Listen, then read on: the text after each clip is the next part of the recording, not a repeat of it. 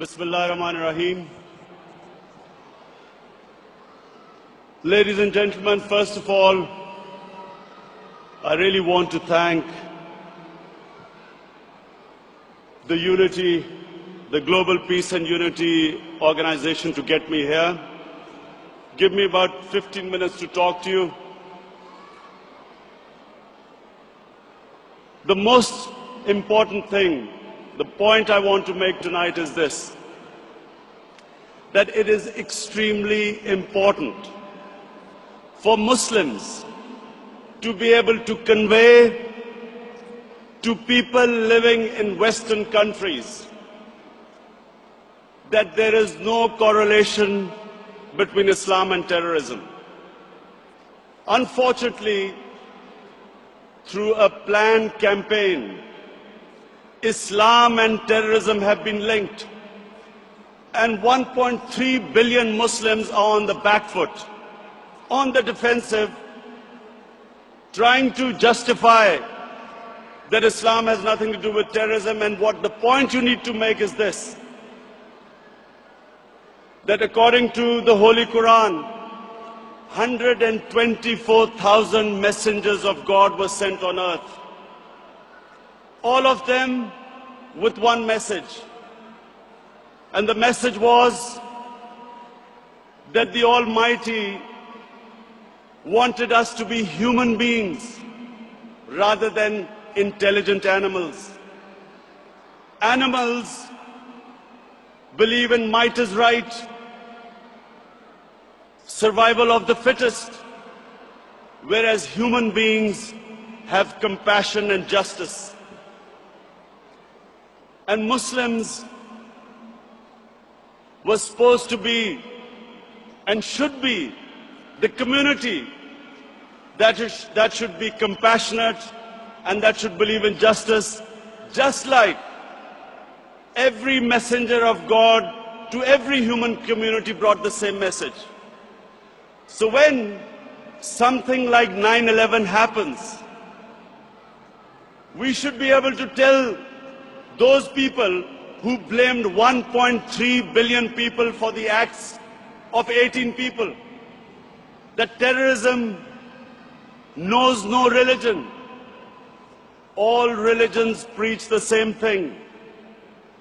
And unfortunately, we do not have either the political or intellectual leadership in the Muslim world to be able to convey our point of view. So we have words like Islamofascism, like radical Islam, when Tony Blair and George Bush say that the enemy of Western civilization is radical Islam. How is the man in the street in the West supposed to differentiate between a moderate Muslim and a radical Muslim? And why is Islam the issue? Before 9/11, 70% of all suicide bombings was by Tamil Tigers in Sri Lanka.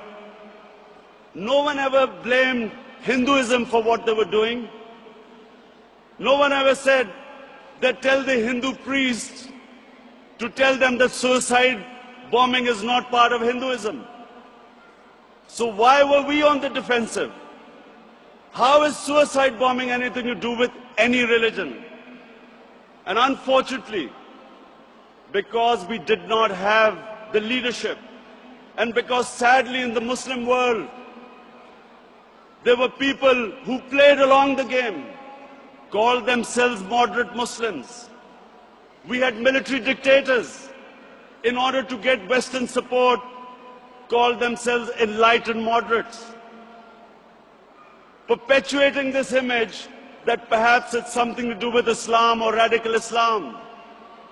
All human communities have moderates, have liberals, have conservatives, and have fanatics.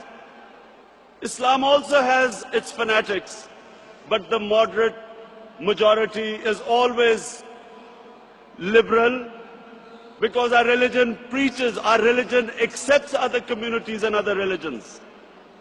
We all know that Islam believes in plurality. Muslims have lived with other religions.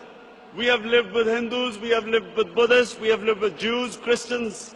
We accept, as the Quran says, Allah says in the Quran that it is through His will that we are distributed in different communities. It is through Allah's will that human beings are distributed in different religions and communities. And Allah goes on to say that had He wanted, we would all become one community. And then it goes on to say, the ayat goes on to say, compete in being good human beings. So we have a religion which preaches plurality. We accept other religions. Nowhere does Allah tell us to convert everyone to one monoculture or mono-religion. And all we are asked is to be better human beings, compete in being better human beings.